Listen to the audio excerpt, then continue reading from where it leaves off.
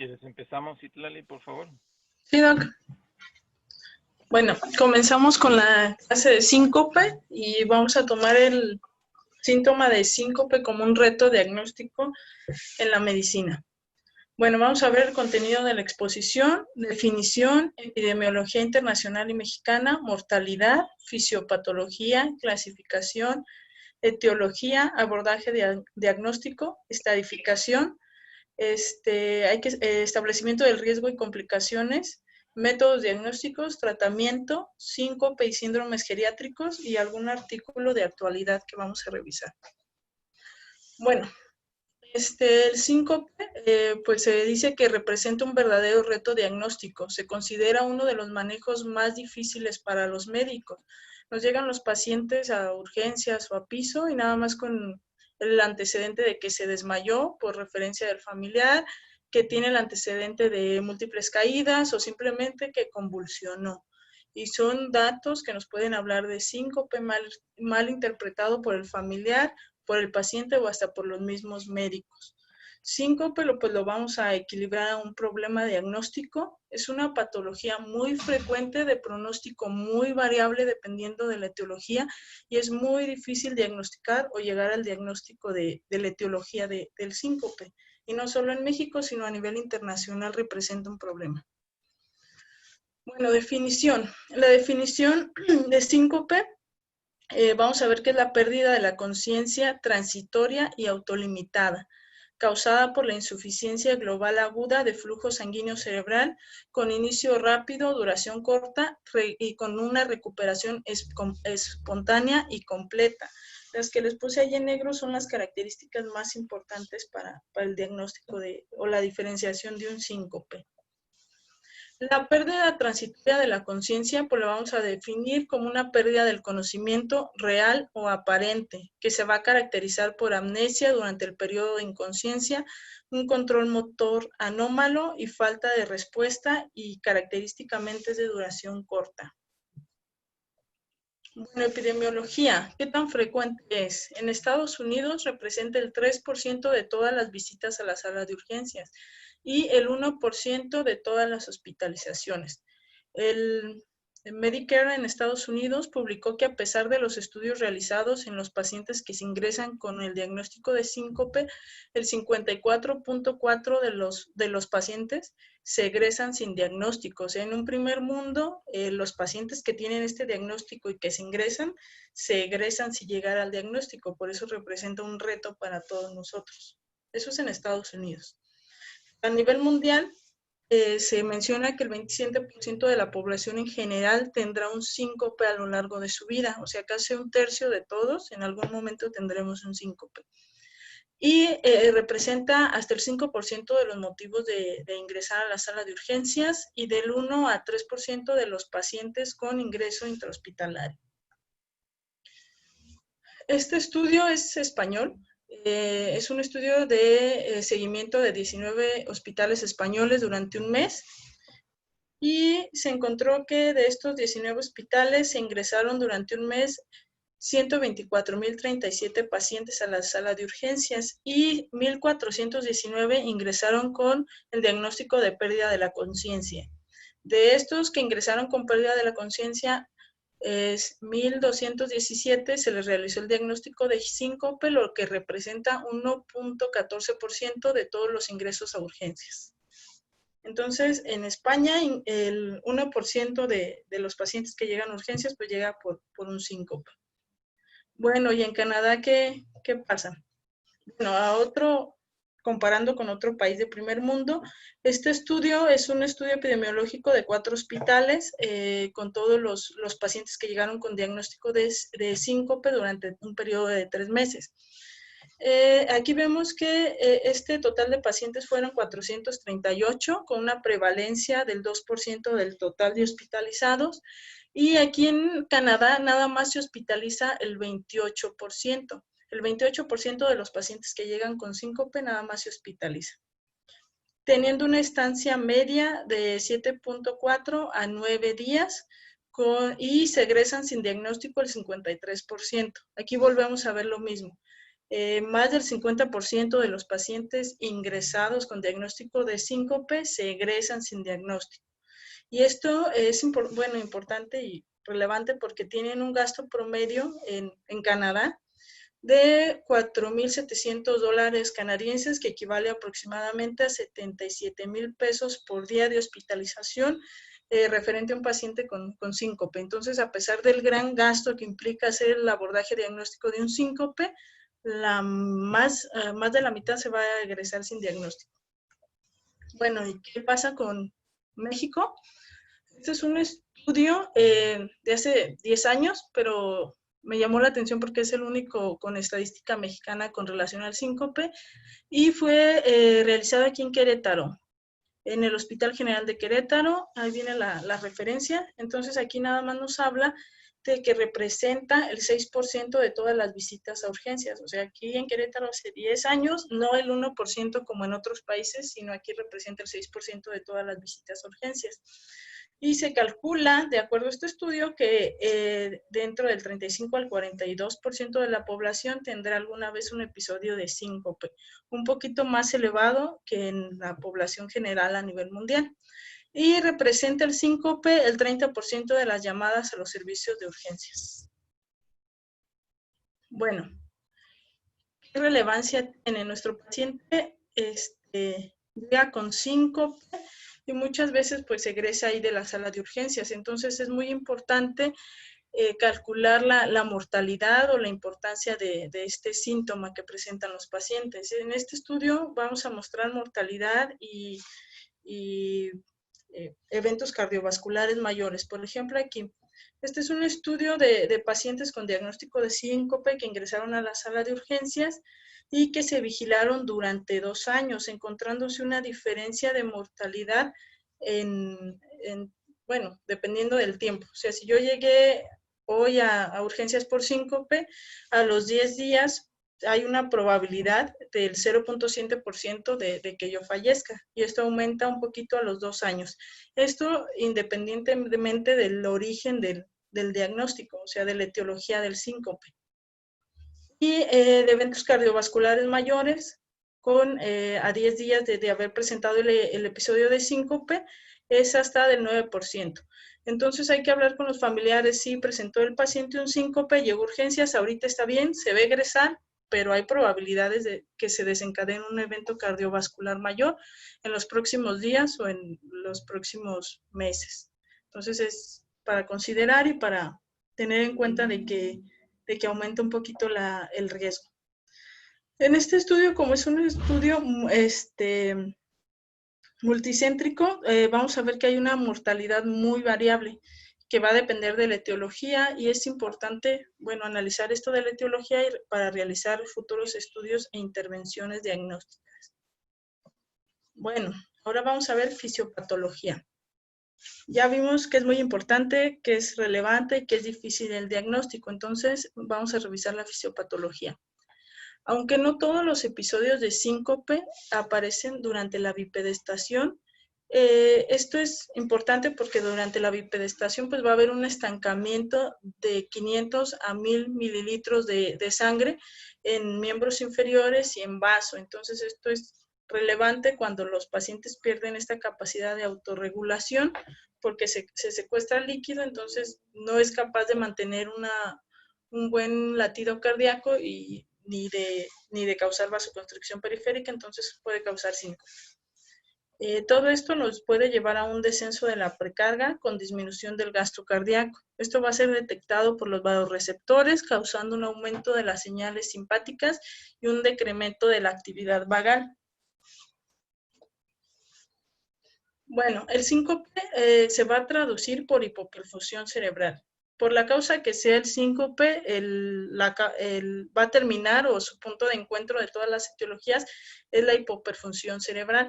Y hay que recordar que 100 gramos de tejido cerebral necesitan de 50 a 60 mililitros de sangre, aunque algunas bibliografías hablan de 50 hasta 150, un rango de mililitros por 100 gramos de tejido cerebral. Entonces, la interrupción del flujo por 6 o 8 segundos va a causar pérdida de la conciencia. También hay que tener en cuenta que una reducción súbita de la presión arterial sistólica de 50 milímetros de mercurio genera síncope, ya sea por una disminución del gasto cardíaco o por disminución de las resistencias periféricas o por hipovolemia o por fármacos o por la causa que ustedes quieran, pero que disminuya 50 mililitros de mercurio. Bueno, entonces es una patología frecuente en el adulto mayor, entonces va a haber ciertos factores o anormalidades que lo van a hacer más predisponente al adulto mayor a sufrir síncopes. Una de las principales es la pérdida o disminución de respuesta al estrés. Ya no va a responder con la misma frecuencia cardíaca, se va a perder la capacidad de elasticidad a nivel arterial, entonces se pierde esa vasoconstricción refleja al estrés o se disminuye.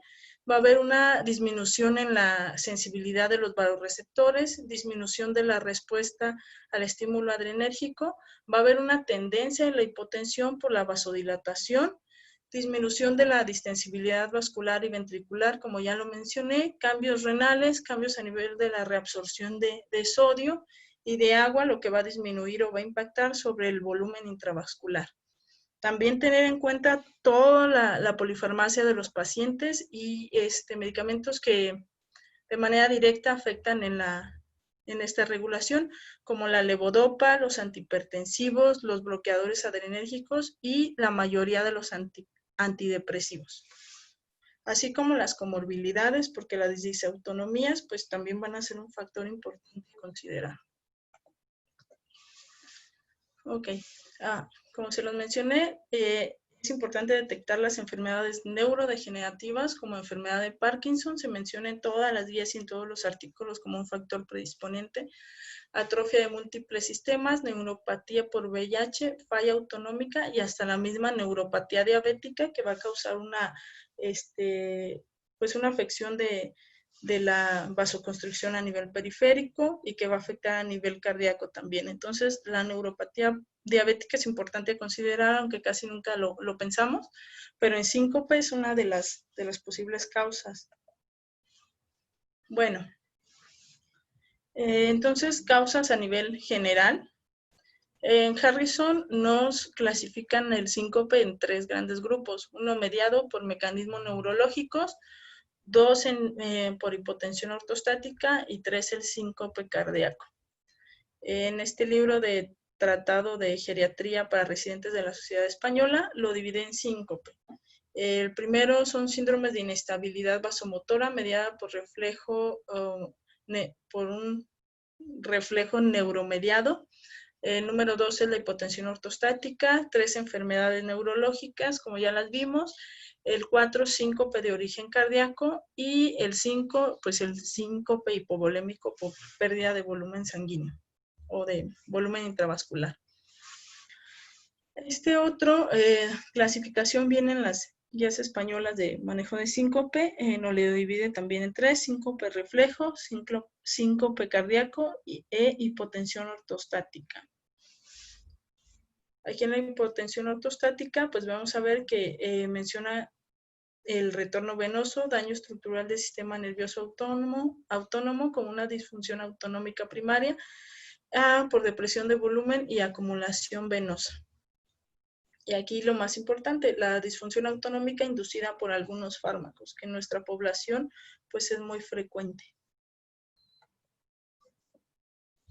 Ok, entonces, causas de síncope. Este cuadro es del artículo que les mencioné que se hizo aquí en Querétaro y lo divide igual que Harrison en 3 apartados grandes. El primero es el síncope neuromediado reflejo, que es el síncope vasovagal, que puede haber síncope de seno carotídeo, síncope situacional como por hemorragia aguda, otro causado por tos o estornudos, otro por estimulación gastrointestinal, que se puede desencadenar durante la defecación o el dolor visceral, otro tipo de síncope que se desencadena durante la micción, después del ejercicio, después de comer, y durante el esfuerzo físico o como el uso de instrumentos de viento, los que tocan la trompeta, clarinete. Y con respecto a la hipotensión ortostática, pues la falla autonómica, síndromes de falla autonómica primaria, como la enfermedad de Parkinson y la atrofia de múltiples sistemas, síndromes de falla autonómica secundaria, como la neuropatía diabética, el síncope ortostático inducido por drogas o medicamentos, como el alcohol, y la depresión de volumen, ya sea por hemorragia, diarrea o enfermedad de Addison. De las más importantes a nivel de síncope cardíaco, pues van a ser las valvulopatías, el infarto al miocardio, miocardiopatía obstructiva, mixoma auricular, disección aórtica, enfermedad pericárdica o la TEP.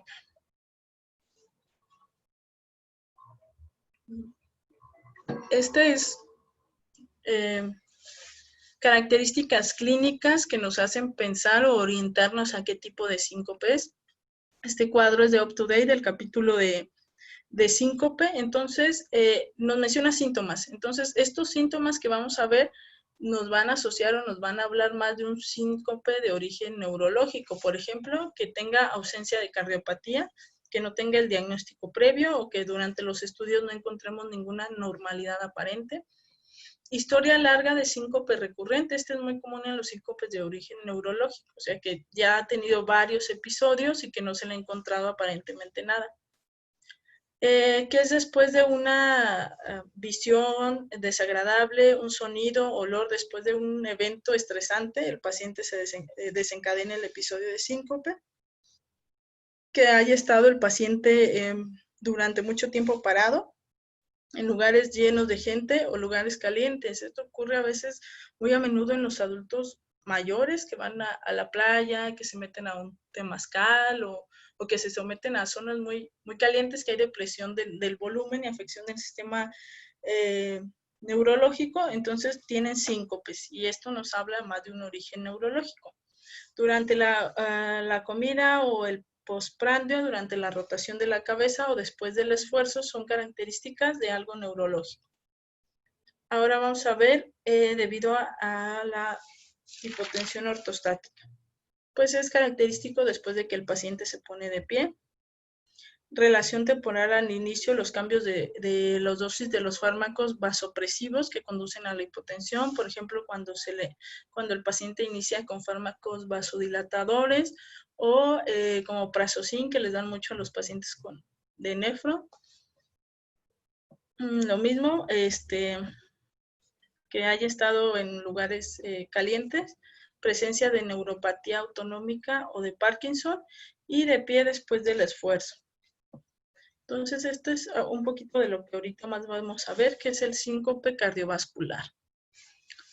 Bueno, ¿cuándo nos vamos a orientar a que el síncope es de origen cardiovascular? Hay que mencionar que el síncope de origen cardiovascular es el que más tiene mortalidad, es el más importante, es el más relevante porque impacta más sobre la morbimortalidad. Entonces, ¿cuándo hay que poner atención y cuándo hay que pensar en que nuestro síncope es de origen cardíaco? Cuando el paciente que presenta un síncope y ya tiene el diagnóstico previo de una cardiopatía estructural, de infarto, lo que sea, que ya sea un paciente cardiópata, que tenga el antecedente de familiares con muerte súbita, que se haya desencadenado durante el esfuerzo, que encontremos alguna normalidad a nivel del electrocardiograma y que nuestro paciente refiera que tuvo palpitaciones repentinas seguidas inmediatamente por el síncope, o sea que se acompañó el síncope y palpitaciones que el paciente se haya percatado de ellas. Esto también nos habla de algo cardiovascular. Y hallazgos en el electrocardiograma, como bloqueo bifasicular, anomalías de la conducción, bloqueo MOVITS 1 o aurículo ventricular de segundo grado, bradicardia sinusal, taquicardia ventricular, complejo QRS preexcitados, intervalos QT largos, repolarización temprana, hallazgos compatibles con síndrome de Brugada y ondas T negativas en las precordiales. Y ondas Q que sugieran infartos antiguos del miocardio. Bueno, entonces vamos a ver el abordaje diagnóstico. Para esto, imaginemos que estamos en urgencias, llega un paciente con pérdida de la conciencia. Hay que recordar que la pérdida de la conciencia se define como pérdida del conocimiento real o aparente, que se caracteriza por amnesia durante el periodo de inconsciencia, que tenga un control motor anómalo, falta de respuesta y de una duración corta. Entonces, cuando las características de nuestro paciente encajen aquí, pues lo consideramos pérdida de la conciencia. Aquí es importante la historia clínica, o sea, ¿qué nos interesa saber del paciente? Pues la edad para, pues catalogarlo, ¿no? Dentro de las posibilidades diagnósticas. Algo que también se debe hacer en el abordaje diagnóstico de síncope es interrogar al paciente junto con un familiar, y sería ideal que el familiar pues se haya visto o se haya percatado de la pérdida de la conciencia. Muchas veces, casi siempre los encuentran ya cuando se cayeron o posterior a esto, pero si algún familiar vio el evento, pues es importante interrogarlo a él también. ¿Qué nos interesa saber? Los antecedentes personales patológicos. Bueno, aquí vamos en nuestro abordaje diagnóstico. Este es de la guía europea. Aquí vamos y le vamos a hacer nuestra historia clínica. Antecedentes personales patológicos. Bueno, ¿cuántos años tiene? ¿Qué diagnósticos tiene? Ya es cardiópata, ya tiene un síndrome coronario crónico, tiene enfermedad de Parkinson, tiene diabetes de larga evolución, o qué otros factores nos pueden ayudar a realizar nuestra historia. ¿Qué tipo de fármacos consume? Esto es muy importante. Consume, por ejemplo, levodopa, loperidol, fluoxetina o cualquier otro antidepresivo. Muy importante también interrogar sobre el inicio y las características del episodio que tuvo. Sobre el inicio, si fue súbito, si se presentó el síncope posterior a dolor, a estrés, si el paciente estaba orinando o evacuando durante el evento de síncope, o algún esfuerzo, estaba comiendo, también implica esfuerzo y también puede desencadenar síncope. En un periodo de tos, si fue al levantarse, que nos habla de una hipotensión ortostática, si fue al cambiar de posición, al inclinarse, al girar en la cama durante el ejercicio, durante la rotación de la cabeza, que puede causar compresión del seno carotídeo, y que nos puede hablar de tumores. Puede ser que fue al afeitarse o al colocarse una camisa con el cuello muy apretado, o movimientos con el brazo. Hay pacientes, bueno, ya vi un video en YouTube donde un chavo levantaba el brazo y se desmayaba, entonces yo creí que era como una broma, pero sí pasa, o sea, este tipo de hallazgos pues nos pueden hablar de un síndrome de robo de subclavia. Y también es muy importante indagar sobre la sintomatología asociada, de qué otros síntomas se acompañó la pérdida de conciencia. De vértigo, de disartria, diplopía, síntomas motores o sensoriales que nos pueden hablar de un evento isquémico, dolor precordial o disnea o algún otro equivalente anginoso que nos puedan hablar de un evento cardiovascular agudo. Ok, entonces seguimos con nuestro abordaje. Aquí vamos, ya hicimos nuestra historia.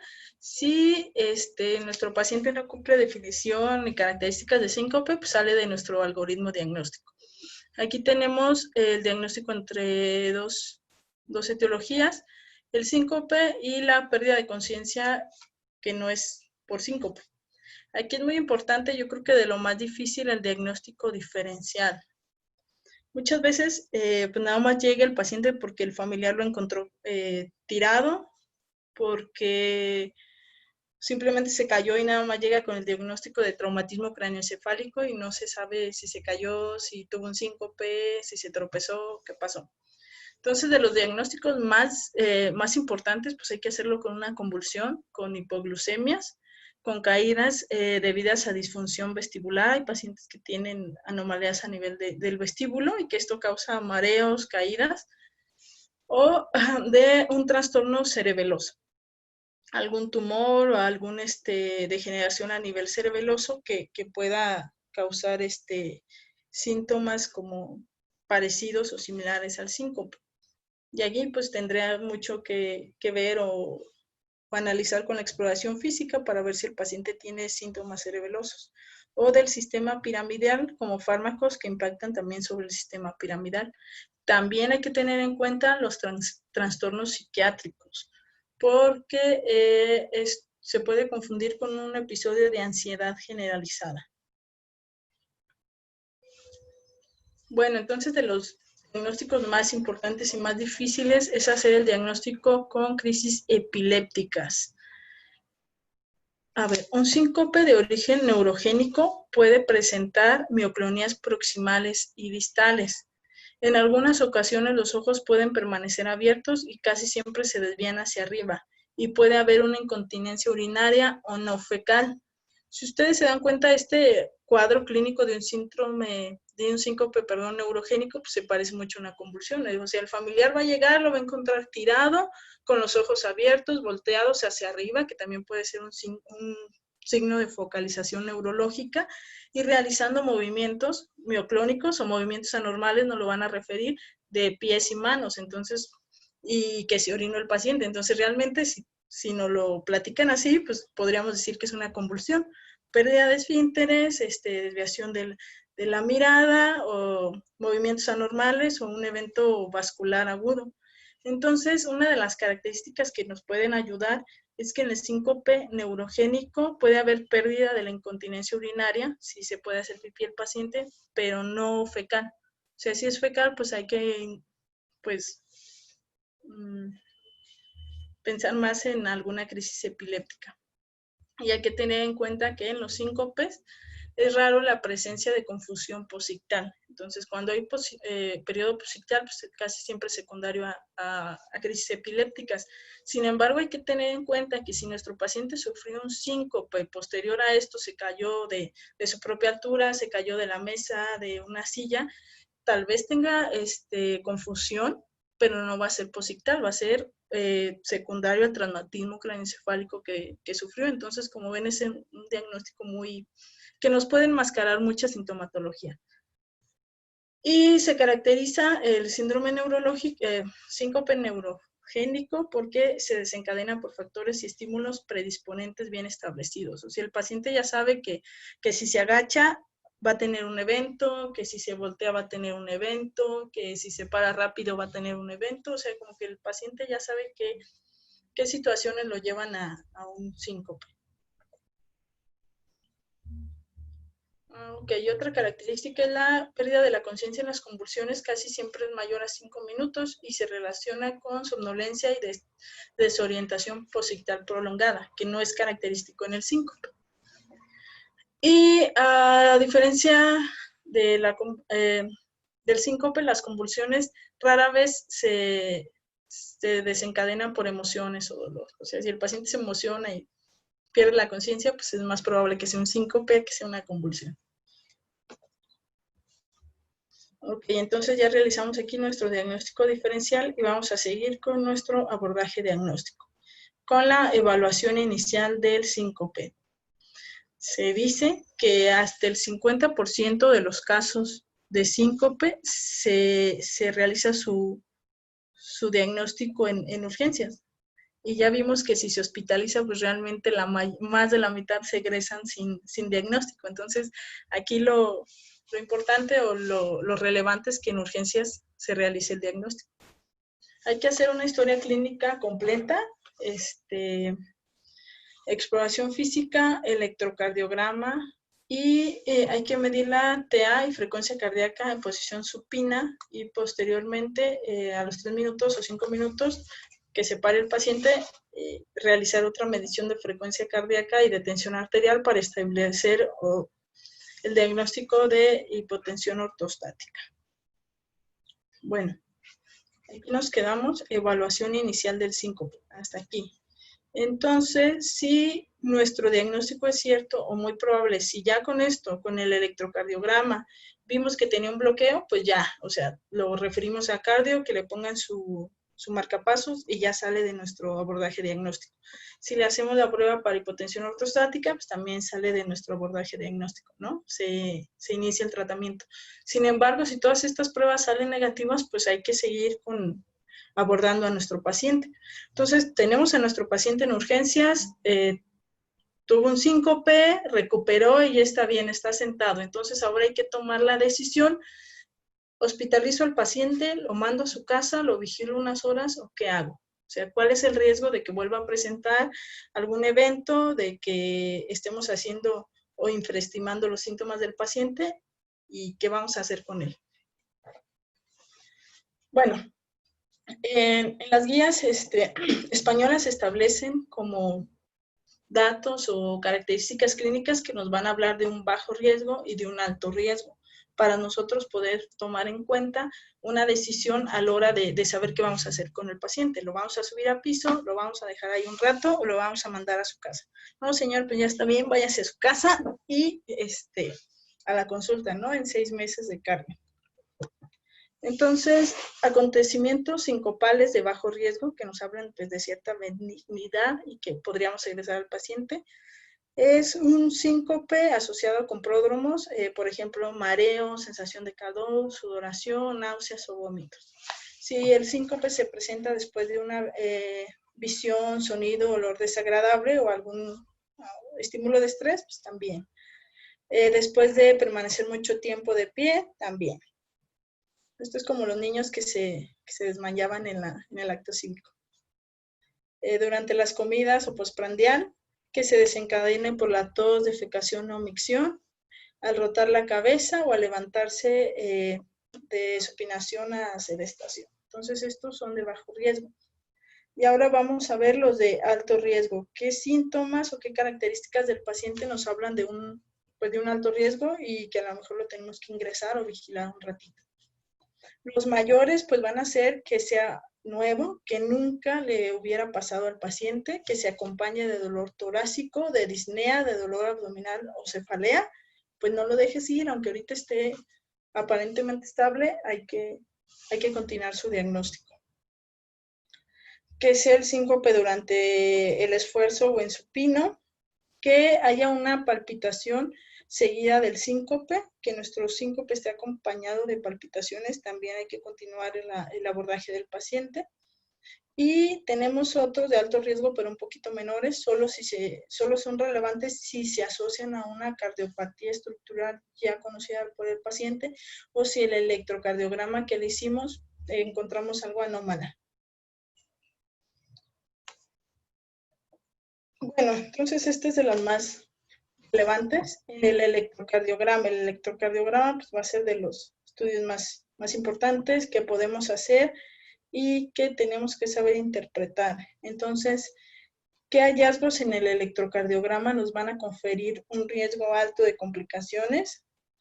Que el electro pues, tenga cambios compatibles con isquemia aguda, que tenga un bloqueo auriculoventricular de segundo grado, que tenga una FA de respuesta ventricular lenta, que tenga una bradicardia sinusal persistente, bloqueo de rama, taquicardia ventricular sostenida, mal funcionamiento de un dispositivo cardíaco. Si nuestro paciente ya se sabe portador de un marcapasos, le tomamos el electro y no vemos las espigas de inicio del estímulo de marcapasos, pues también, o sea, eso es un criterio mayor y es alto riesgo para el paciente.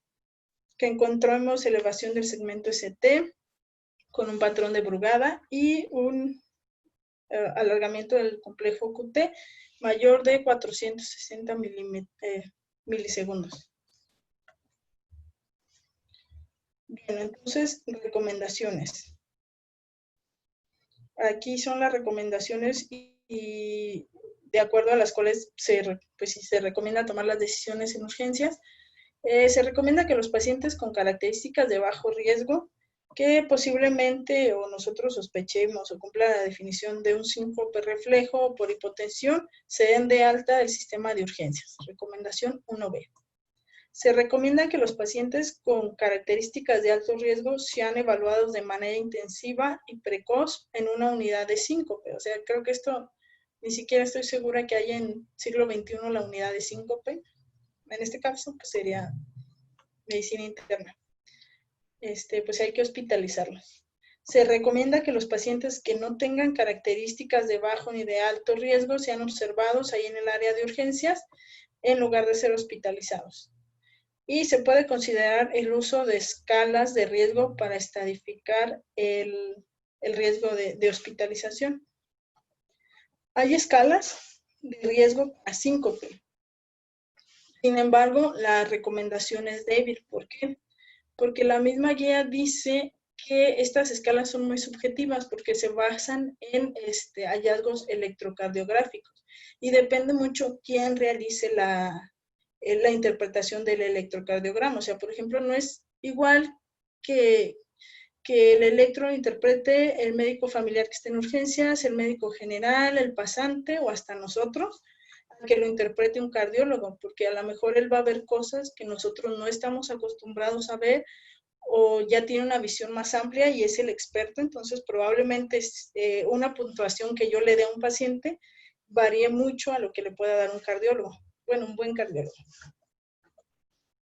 Y por eso dejó la recomendación del uso de los scores, pero aún es una recomendación 2B y pues todavía la podemos seguir utilizando, la consideración de que es como operador dependiente, depende de quién interprete el electrocardiograma y esas cosas. Bueno, tenemos varias escalas, está la Rose, la de San Francisco, la canadiense, y que se utilizaron como comparadores pronósticos. Esta, la de San Francisco, pues viene en la aplicación que casi todos tenemos y pues nos puede ayudar a tomar decisiones. La canadiense es la más validada, tienen una alta especificidad, pero tienen una alta sensibilidad, pero una baja especificidad que varía entre las escalas del 40 al 50%. Pero la sensibilidad está arriba del 90%. Bueno, ¿qué otras pruebas diagnósticos tenemos? Hay que hacer laboratorios de rutina con troponina de alta especificidad. Pruebas de valoración del sistema nervioso autónomo, como la prueba de la mesa de inclinación, variabilidad de la frecuencia cardíaca y maniobra de Valsalva. Hay que hacer valoración cardíaca con Holter en pacientes donde el episodio de síncope pues, sea por lo menos una vez a la semana. También podemos hacer prueba de esfuerzo y estudios electrofisiológicos. Y valoración psiquiátrica, porque siempre hay que tener en cuenta los diagnósticos diferenciales y que pueden ser síntomas de crisis de ansiedad. ¿Cómo se realiza la prueba de la mesa basculante? También se llama Pill Test o protocolo de Joseph Brugada. El paciente se deja en ayuno una noche previa, se coloca sobre una mesa con un monitor ya sea en el brazo o en el pie, se mantiene sujeto a la mesa y se coloca una vía intravenosa. Una vez que transcurrieron 15 minutos con el paciente en decúbito supino, se inclina a la mesa hasta una posición casi erguida entre 60 y 80 grados y se mantiene así durante 45 minutos, durante los cuales se monitoriza la frecuencia cardíaca, presión arterial y sintomatología del paciente. El paciente, bueno, ¿cómo se va a interpretar? Si el paciente experimenta síntomas vasovagales, se confirma pues, la existencia de síncope vasovagal. Si no ocurren síntomas, puede administrarse un fármaco como isoproterol para inducir los síntomas.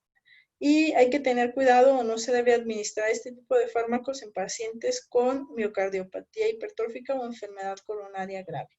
La sensibilidad de este test varía desde el 30 al 80% de acuerdo al protocolo utilizado y la tasa de falsos positivos oscila entre el 10 al 15%. Bueno, aquí este es un estudio que nos habla de qué tan útiles pues, son los estudios que vamos a realizar al paciente. Se realizó en 2 hospitales de Estados Unidos, el Sinaí y el San John. Bueno, por ejemplo, aquí vamos a ver, estos son los pacientes que se recibieron y los cuales se le hizo, por ejemplo, una tomografía. Del total de pacientes, por ejemplo, aquí del Sinaí, se analizaron 252 pacientes que llegaron con síncope y a 96, pues se les hizo un ATAC. Y solamente en 8 pacientes de 96 pues salió alguna normalidad. Entonces como que no, costo-beneficio. Aquí del Holter se le realizó a 76 pacientes y nada más tuvo resultados anormales en 9 pacientes. O sea, tampoco el Holter es como el gold standard para un síncope, porque pues, de acuerdo a este estudio, pues es muy baja la probabilidad de tener resultados positivos.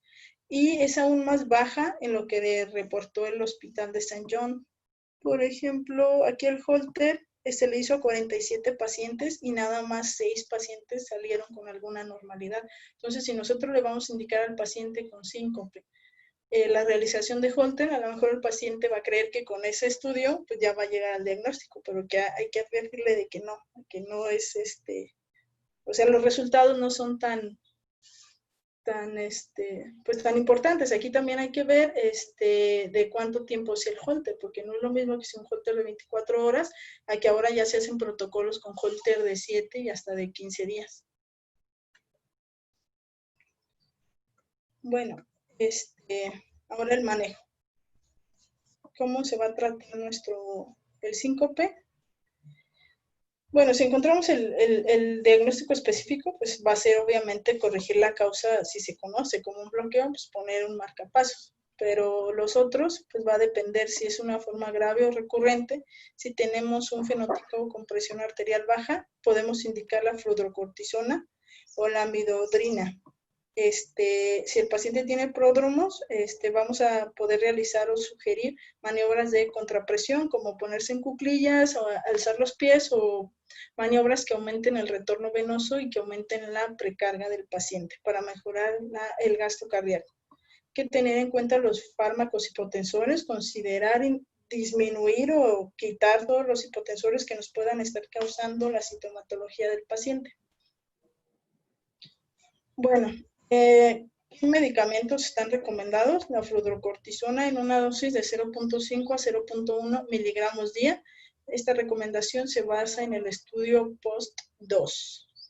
La amiodarona, que es un alfa-agonista, dosis de 2.5 miligramos cada 12 horas hasta 10 miligramos cada 8 horas. La eritropoyetina también está recomendada para el manejo de este padecimiento, y otros fármacos utilizados con menor éxito, la efedrina, fenilefrina, los AINES, antihistamínicos y análogos de la somatostatina. Pues todo lo que aumente las resistencias periféricas, la frecuencia cardíaca, se va a utilizar como tratamiento.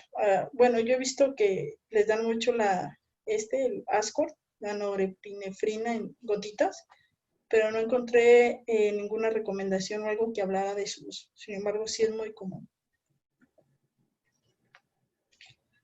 Bueno, síncope y síndromes geriátricos. ¿Qué hay con el tratado de las guías españolas? De las guías españolas del manejo del síncope, que se enfocan a los síndromes geriátricos.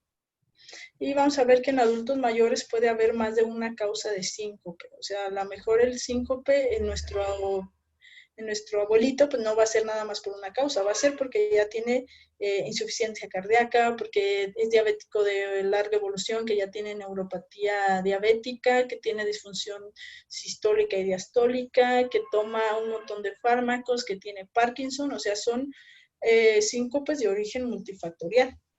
Y muchas veces el síncope a los adultos mayores se les atribuye a hallazgos comunes como estenosis aórtica y fibrilación auricular. Sin embargo, no son necesariamente la causa del síncope. O sea, no porque tiene FA, la FA va a ser causa del síncope, sino hay que buscar otras etiologías, y como la polifarmacia y el uso de medicamentos hipotensores y cronotrópicos negativos, neurolépticos, antidepresivos, y hay que revisar las interacciones farmacológicas. Esto es muy importante para nuestros pacientes. Está recomendada en los pacientes con síncope la evaluación cognitiva para valorar la precisión de los datos históricos y una evaluación física integral para identificar las comorbilidades que podrían influir sobre el diagnóstico y la respuesta al tratamiento, como enfermedad de Parkinson, trastornos de movilidad, equilibrio, polineuropatías. ¿Y qué nos habla de las recomendaciones?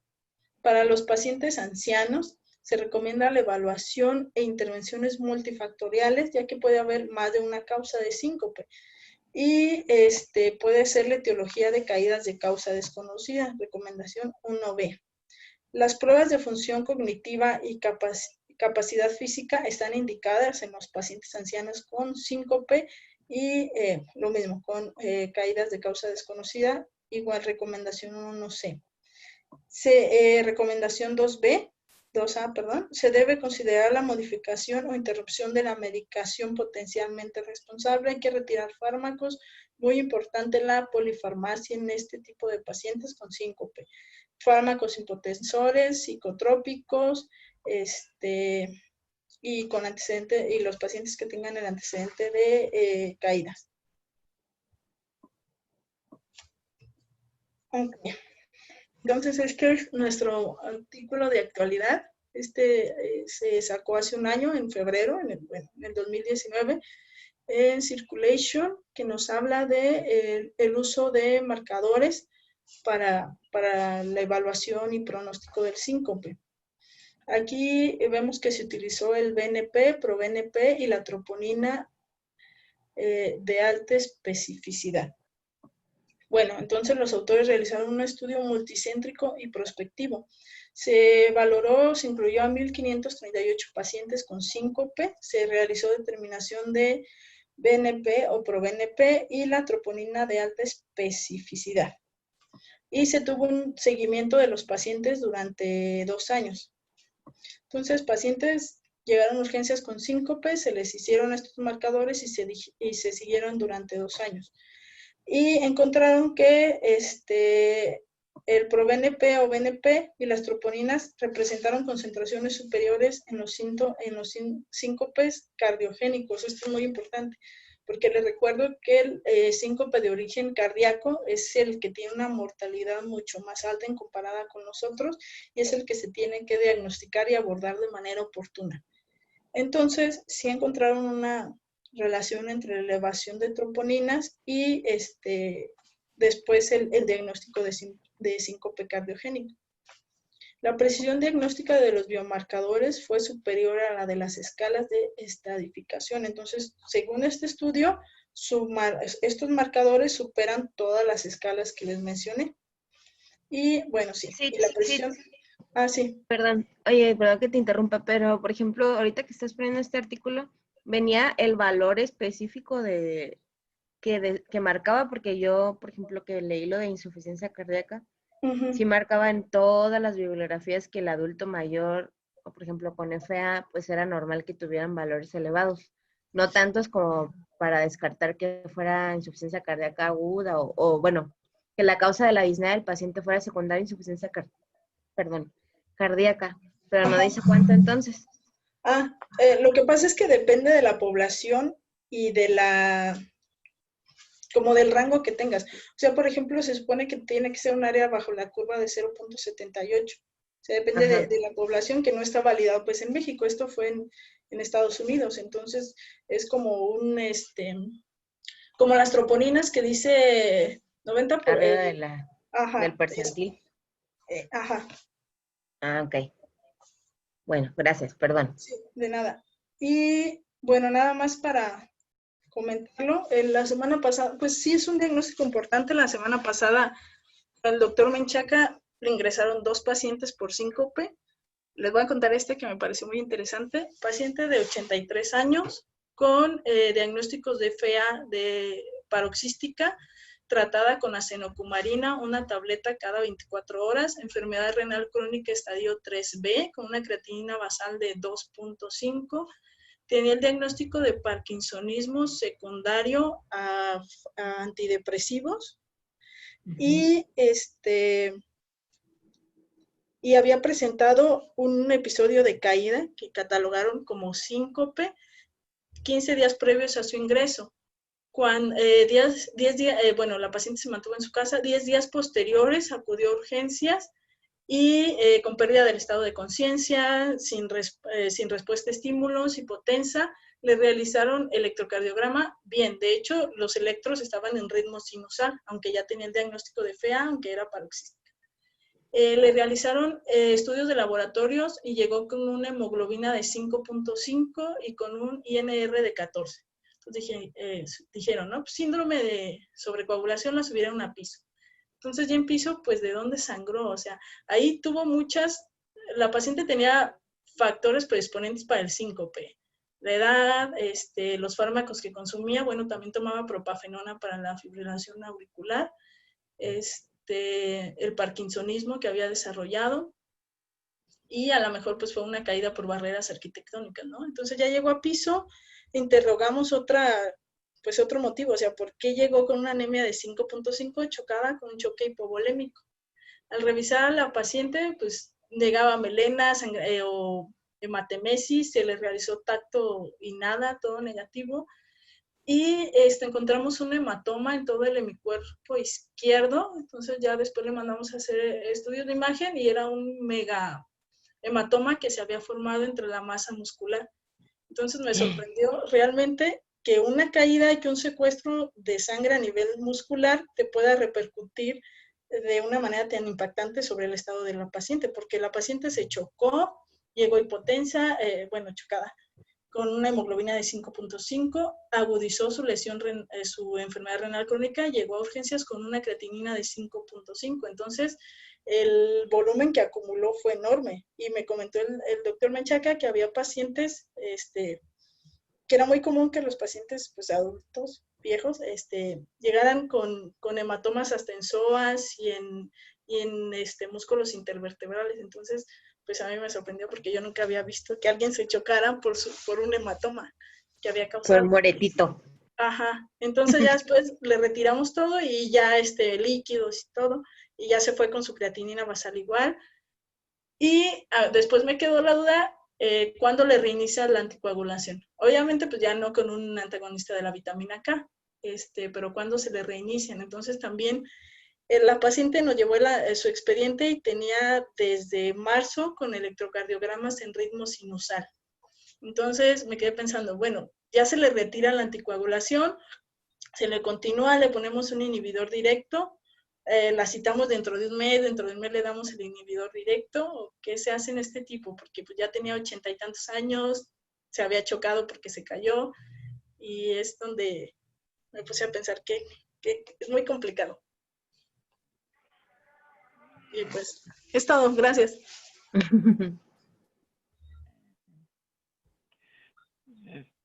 Doctor, ¿quiere comentar algo? No, bueno, que estuvo muy bien la presentación. Gracias, doctor. Aclaró muchos puntos, estuvo bien. Ajá. Sí, algo en especial, pues no. Abarcó muchas cosas bien, ¿no? Muy bien. Ok, está bien. Muchachos, ¿algo? A ver. Ujú. Esa duda que tuvo Citlali, ¿qué sería, doctor? Es que a mí también me preguntó y yo dije, pues pues me quedé con la duda. ¿Y cuándo le reiniciaba el Bueno, anticoagulante? de entrada a revisar si tenía indicación para anticoagulante. Ajá. Si tenía indicación para el inhibidor de la vitamina K. Ujú. Si sí la tenía, entonces lo primero que tienes que demostrar es que ya no haya actividad de sangrado. ¿Y cómo la verías? Pues que ya no siguiera, por un lado, descendiendo la hemoglobina y que se haya estabilizado la TA. En el trans, si tiene alto riesgo para desarrollar émbolos, hay que darle profilaxis, ¿sí? Ujú. Y una vez que ya está seguro que ya no está perdiendo sangre, entonces valorar el reinicio de anticoagulación. Eso no te lo puedo precisar, pero ahora sí que en 72 horas tienes que dar cuenta. Si ya dejó de Ujú. sangrar, lo tienes en el puenteo y reinicio. A mí me llamaría la atención otra cosa. Como ya lo mencionó el doctor, sí pueden hacer hematomas en sitios poco frecuentes para las personas jóvenes, pero que no son pues nada raros para el adulto mayor. Pero que también es, si tienen volumen tan grande, ¿cuál es el riesgo para esos hematomas? A mí, yo me acuerdo muy bien de un caso que tuve que tenía fiebre y fiebre y fiebre y fiebre y era algo parecido y al final era el hematoma en psoas que se infectó. ¿Por qué se infectó? No me pregunten, pero hizo un absceso en psoas. Rarísimo, así rarísimo como para publicar. Entonces revisábamos, ¿no? Bueno, si está en un sitio tan inaccesible, pues mejor nada más déjalo ahí y vigílalo, ¿no?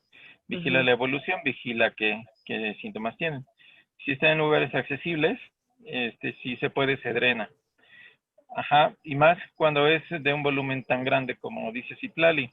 Yo no sé si eso lo consideraron en algún momento, porque nada más mencionaste que tenía un hematoma pues, intramuscular, pero no dijiste de dónde.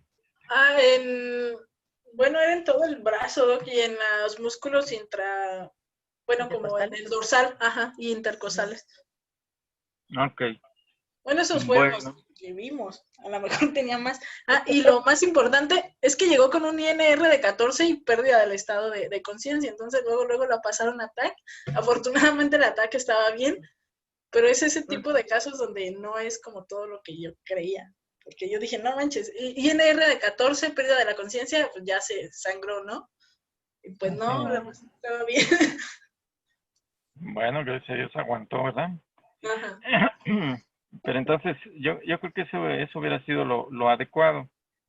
Tienen que valorar el riesgo-beneficio de una y otra conducta. Tampoco los vas a dejar un mes sin anticoagular. ¿No? Los hematomas... Pero, por ejemplo, en el caso de este paciente que dice Citlali que ya desde marzo los electros ya salían con ritmo sinusal, aún así no le podemos solamente como controlar ¿El ritmo? El ritmo sin la anticoagulación, en este caso de esta señora que sangró un buen. Ajá, ¿y no hace FAs paroxísticas? Pues miren, la verdad nos trajo todo el expediente y desde marzo no tenía ninguna y en el hospitalizada yo le tomé todos los días y siempre estuvo sinusal. Pero sí tomaba pues la propafenona y metoprolol, un cachito. Ajá, pero el diagnóstico ¿era una FA paroxística o era una FA permanente? Paroxística, doc. Paroxística. Es que ese sería el riesgo, realmente, ¿no? Si le quitan el anticoagulante y tiene su antiarrítmico y se le ocurre por algo tomarse un cafecito o desvelarse una noche y pelas le da la FA, pues vamos a correr el riesgo, ¿verdad? Pues sí. Entonces tienen que considerarlo todo de manera un poquito más histórica, más hacia atrás y un poquito más actualizado. Ajá, y quizás darle algo de menor riesgo. Y y revisar, ¿no? ¿Por qué el hematoma? ¿Qué le pasó? Acuérdense que muchas veces se caen y no nos dicen los abuelitos. Ajá, por miedo a que les restrinjan su movilidad, que los regañen, que los lleven al médico, que les hagan estudios y me van a picar y me van a hacer. Y ya no quieren los abuelitos, ¿ya? Entonces, yo creo que muy importante es verificar por qué se está cayendo. Obviamente antes del síncope, antes de la anemia aguda severa que tuvo. Es muy interesante todo esto. Repasen, yo les recomendaría mucho que repasen lo de las pruebas de estudio de gabinete. La mesa de inclinación es muy interesante, sobre todo en personas jóvenes que lo podemos ver.